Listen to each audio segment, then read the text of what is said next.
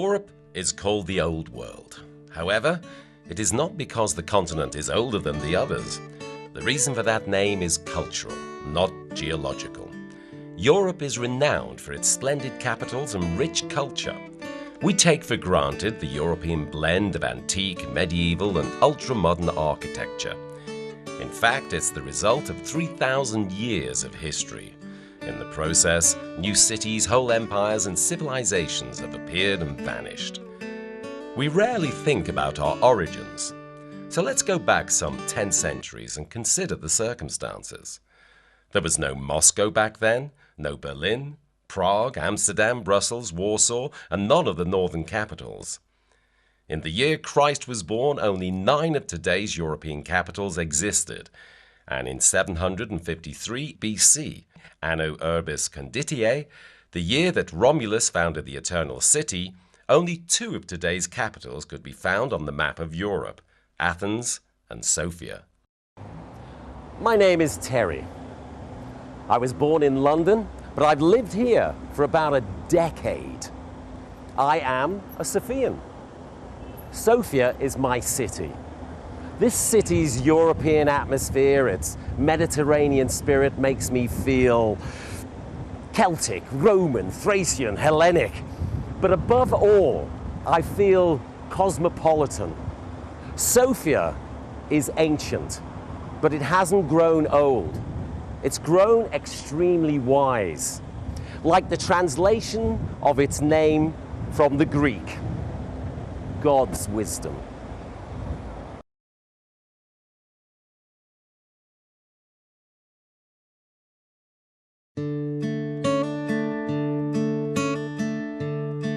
I've invited Maretta, a friend from Denmark, to visit Sofia.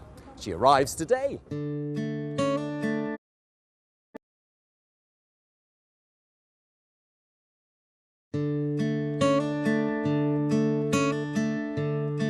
I've invited Maretta, a friend from Denmark, to visit Sofia. She arrives today.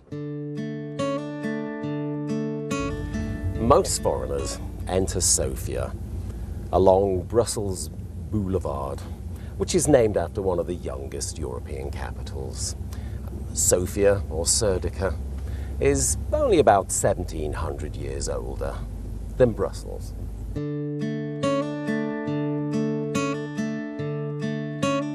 During the Neolithic period, 5,000 years ago, there used to exist 2 settlements in place of today's Sofia. Later, the ancient town of Serdica appeared through the mists of time. In the 4th century BC, the Macedonian army of Philip II conquered Serdica. Later, Alexander the Great governed it as well. We find proof of the city's importance in the fact that Ptolemy mentioned it in his treatises in the 1st century AD.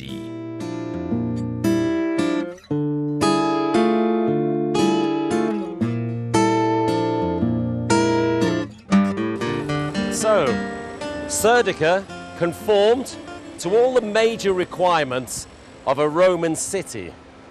What you're looking at here, the Decumanus Maximus, the main east-west road in Serdica. The legions marched along these stones with deadly battles with barbarians, and the Emperor Constantine marched back this way to his palace. I see. You're talking about the Emperor Constantine, who moved the capital of the Roman Empire to Constantinople. He lived here. That's right. Constantine the Great was in love with Serdica. Legend has it that he had the intention to set up the capital here. It's said that he once claimed, "Serdica is my Rome."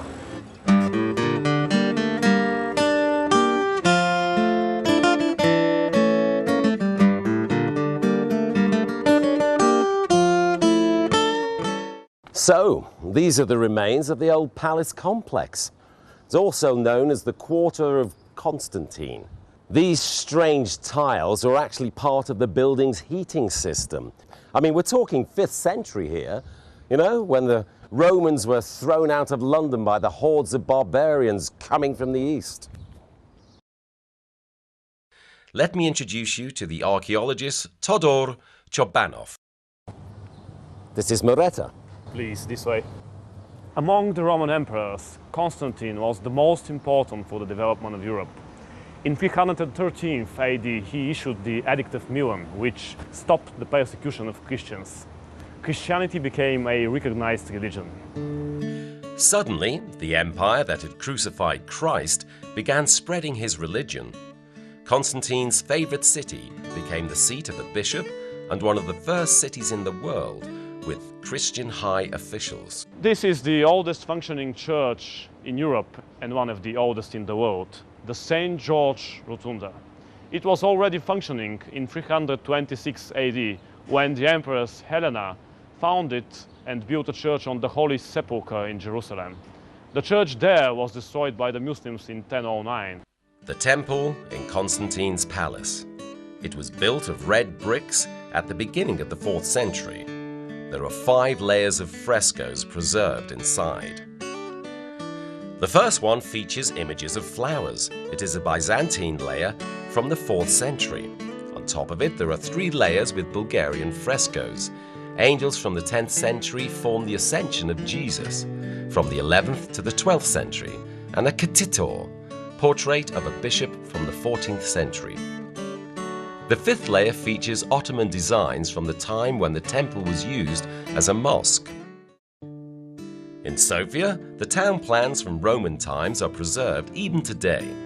The Presidency building rises above Constantine's complex. Across the street is the building of the Council of Ministers. This remains the place where all power is concentrated. Next is Decumanus Maximus. Today, the main Roman road merges into the prestigious Bulgarian street, Vitosha. And where now stands the imposing Court of Justice building, there used to be the Roman Forum. Up until the 9th century, Serdica remained Roman or Byzantine. The Byzantine Empire is a literary concept.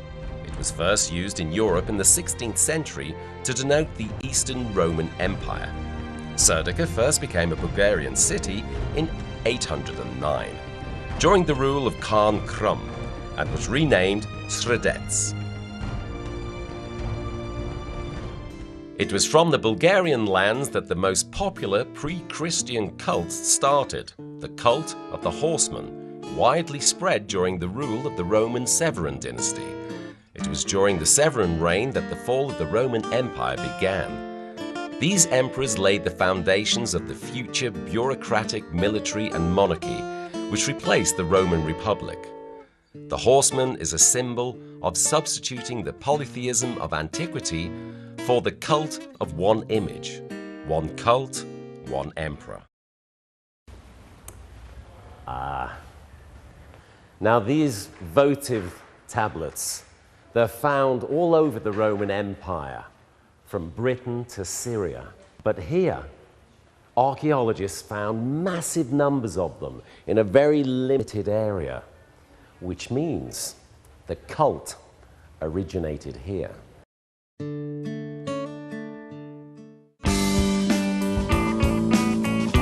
Serdica had enormous importance for the development of Christianity. The St. Sophia Church is one of the most significant temples in the city. The Church of St. Sophia is almost contemporary to the Church of St. George, younger by no more than about 40 years. In fact, bits of mosaic found inside date back to the middle of the 4th century. In 343 AD, 318 bishops convened here during the Serdica Council. For a while, Serdica was the spiritual capital of the world. You know, there are not many places in the world where there are so many saints gathered together. Come on, let me show you.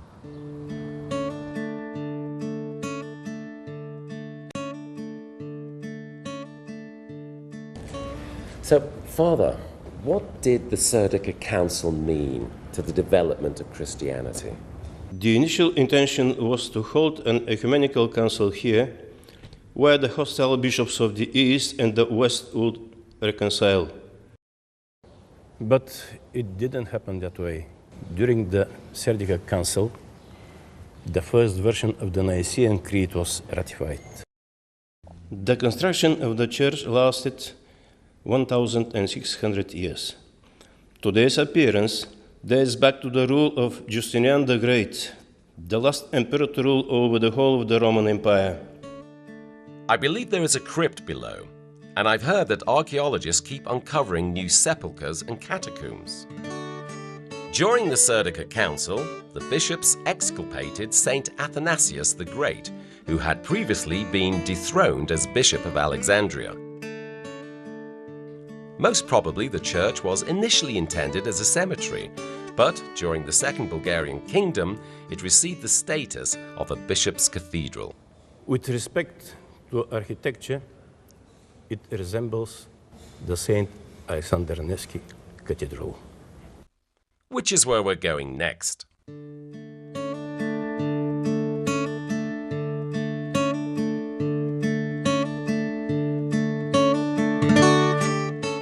The largest Orthodox church on the Balkan Peninsula, St. Alexander Nevsky, is the patriarchal cathedral of the Bulgarians. It was designed by a Russian architect, but it looks nothing like a Russian church. After the liberation of Bulgaria from the Ottoman rule, there was a call in Sofia for the return to the Byzantine legacy. The Nevsky Cathedral was constructed in a Neo-Byzantine style. The central dome and the bell tower dome are slated with pure gold. A rich collection of priceless icons are kept in the crypt. The cathedral itself is constructed with extremely expensive materials of the highest quality: Italian marble, onyx from Brazil, and alabaster. So the dome here is 45 meters high, and if you look around the side, you can see that the gold lettering is actually the Lord's Prayer. Yeah, and it's possible to have up to 5,000 people gathered in this space. And here is the Bulgarian Tsar's thrones, and this one is the Patriarch's throne over here. It is interesting to know that no Bulgarian monarch has ever used the thrones, although Bulgaria has had 3 Tsars in its modern history. The first one, Ferdinand, was the grandson of the last French king, Louis Philippe. It was during Ferdinand's rule that the cathedral was built. He was forced to abdicate after World War I, and the church was inaugurated 2 years later. Ferdinand's son, Boris III, would rather stand before the thrones, and the last Bulgarian Tsar, Simeon II, was a minor when the communists forced him out of the country. The church choir of Alexander Nevsky was where Boris Christoph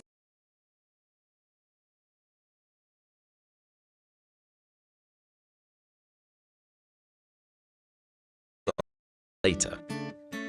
Ferdinand's son, Boris III, would rather stand before the thrones, and the last Bulgarian Tsar, Simeon II, was a minor when the communists forced him out of the country.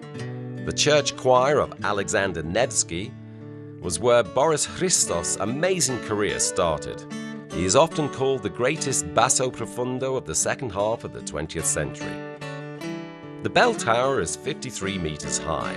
There are 12 bells altogether, the largest weighing 12 tons and the smallest 10 kilograms. The bell's combined weight is 23 tons. They were cast in Moscow and later transported to Bulgaria. From here you can see all of downtown Sofia, the parliament, the monument of the Russian Emperor Alexander II, who led the Russian troops during the war for liberation of Bulgaria, the Bulgarian Academy of Science. Further, you can see the domes of the Black Mosque, which is now the Sveti Sedmo-Chislenitsi Church. The majority of the old churches in Sofia functioned as mosques during the Ottoman period. Sveti Sedmo-Chislenitsi, however, was built as a mosque and was converted into an Orthodox church as late as the beginning of the 20th century. Excavations uncovered remains of an Asclepius temple from the Roman times. Remnants of an early Christian church were also uncovered in the foundations. Later,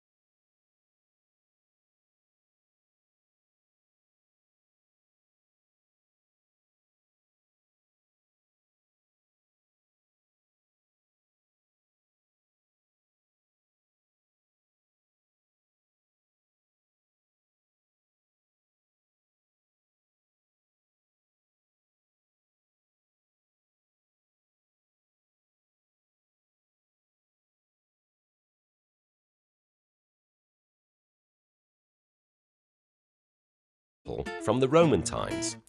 Remnants of an early Christian church were also uncovered in the foundations. Later, the Turks built their mosque on top of them. They left it when they lost Sofia.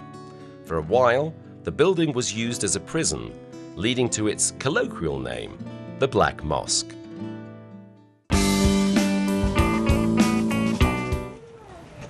So here, in Bojana Church, there are Bulgaria's most famous frescoes. The church, which is unique in Europe, was constructed at 3 separate stages, in the 10th, 13th and 19th centuries.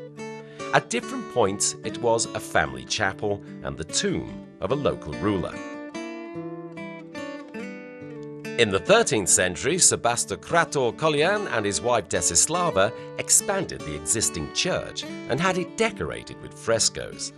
Today you can see their portraits and those of Tsar Constantine Tikhi and his wife Irene on the walls of the church.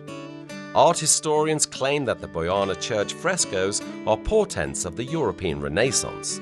They are the first church frescoes in Europe that broke the canon and introduced realism in the depiction of people. They were painted 10 years before the birth of Giotto, the famous pre-Renaissance master.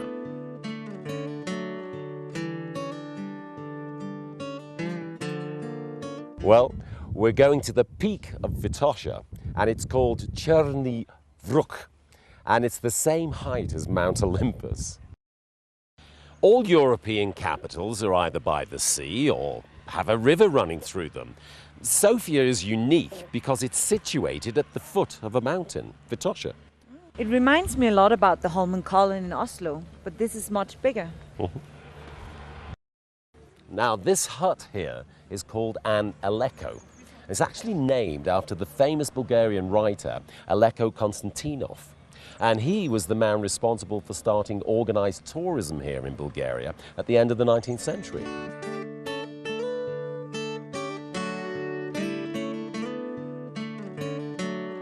The Alpine style of the hut's architecture is no accident. Many of the Bulgarian intellectuals studied at the most prestigious universities in Switzerland, France, Austria and Germany. On their return to Bulgaria, they wanted to transfer the spirit of Western Europe here. This is visible in the appearance of Sofia at the beginning of the 20th century.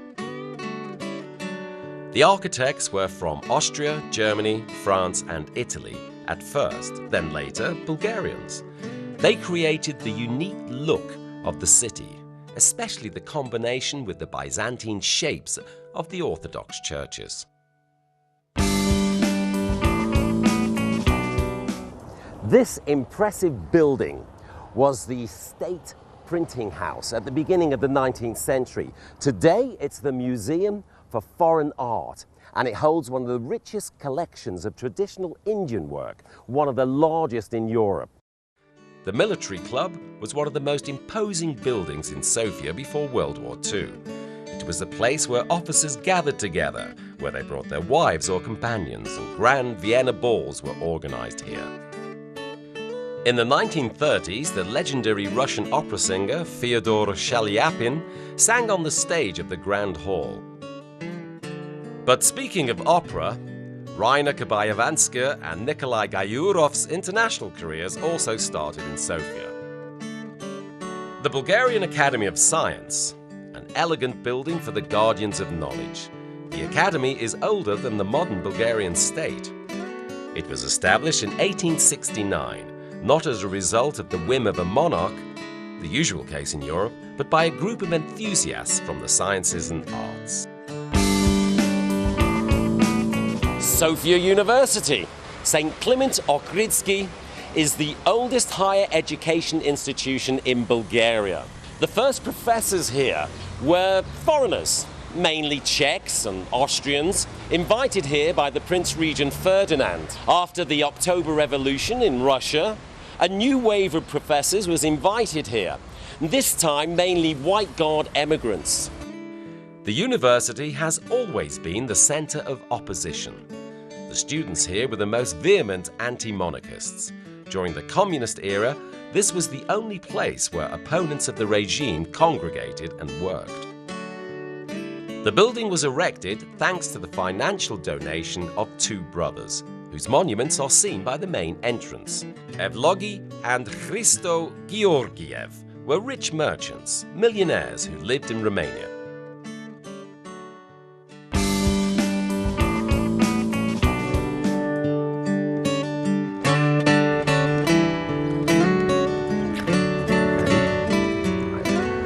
Unique new Byzantine style of some of public buildings in the center of the Sofia is an excellent example of combining modernity with the legacy of the antiquity and the Middle Age. The baths, the market hall, the building of Holy Synod, and Alexandrovska University Hospital is a brilliant example of the revival of architectural tradition. 450 years after the fall of Constantinople, a vanished empire was rebuilt not as political entity, but in spirit.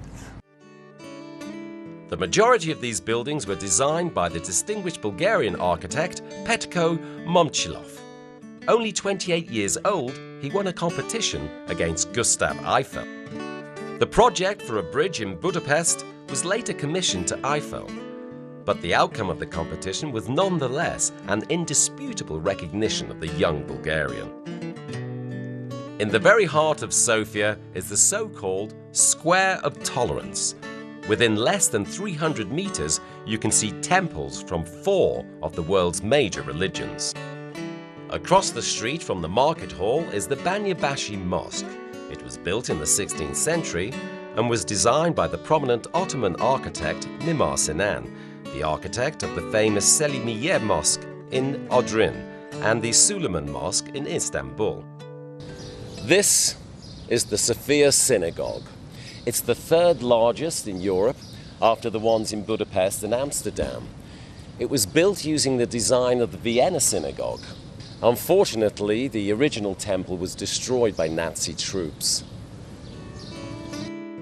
The Catholic Cathedral of St. Joseph. It's a new building, but it's located in the place of the old cathedral, which was destroyed during the World War II bombings. Pope John Paul II personally laid the cornerstone of the new cathedral in 2002. The remains of the canonized Serbian king Stefan Milutin are kept in the Orthodox Sveti Nedelya Church. The body of the saint is preserved intact, and every year the priests of the church dress him in a new set of clothes. They cut the old clothes into little pieces and give them to the believers as sacramentals. Sofia remained Roman even after the fall of Rome, Byzantine after the fall of the Byzantine Empire. The city preserved the spirit of the vanished civilizations, even after the metropolises were gone, after the empires were no more. The Church of St. Sophia in Istanbul was turned into a mosque. The descendants of the ancient Hellenes and Romans in Constantinople were gradually assimilated by the aggressive Ottoman culture, but St. Sophia was preserved here. The people here adapted more easily. They retained the legacies from antiquity and the Middle Ages and managed to extract the best from every conqueror. And this continued for over 3,000 years. The city never ceased thriving, even for a day. Its progress was never interrupted. Rome has two histories, as Rome of the Caesars and Rome of the Popes. Constantinople was once the capital of the Vasilius, later of the Sultans, without any continuity between them. Sofia, on the other hand, is at the same time a city of Thracians, of Caesars, of Vasilius, of Sultans, of Tsars, and of the modern world. Everyone leaves their mark here, building upon the previous heritage without destroying it. This is the National Theatre. It's one of the most brilliant examples of European architecture. It was designed by Austrian architects, and it's been thoroughly reconstructed twice. You know, it looked quite similar to the theatres in Zagreb and Graz. That's right. The Viennese architects, Fellner and Helmer, they created some of the most impressive operas and theatre houses in the whole of Central Europe. Come on, let me introduce you to my colleague. Yeah.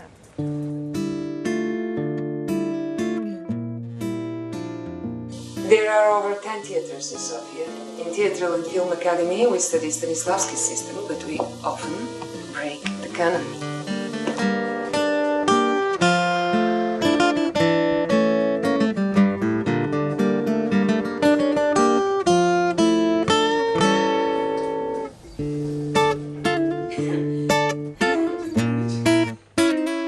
At the inauguration of the National Theatre in 1907, a group of rebellious students booed Prince Ferdinand. As a result, the government was overthrown and the university was closed for a year. Now for something more recent. The National Palace of Culture is really impressive with its proportions and potential to host various events. More steel was used for its construction than for the Eiffel Tower. The palace has 13 halls, and the largest one, Hall 1, has 5,000 seats and excellent acoustics. The National Palace of Culture was erected for the commemoration of the 1300th anniversary of the founding of the Bulgarian state. Sofia's motto is "Growing without aging," and it is quite true. Even as a spiritual capital of the old world, Sofia is not old. It is ancient, which is quite different. In an area of several square kilometers, the whole of Europe is represented, and the whole of European history from antiquity to the present day. In less than an hour, you can experience all the stages of its history. The journey from Rome to Constantinople, which took centuries in time and thousands of kilometers in distance, can be covered in minutes within Sofia. Go ahead and try it.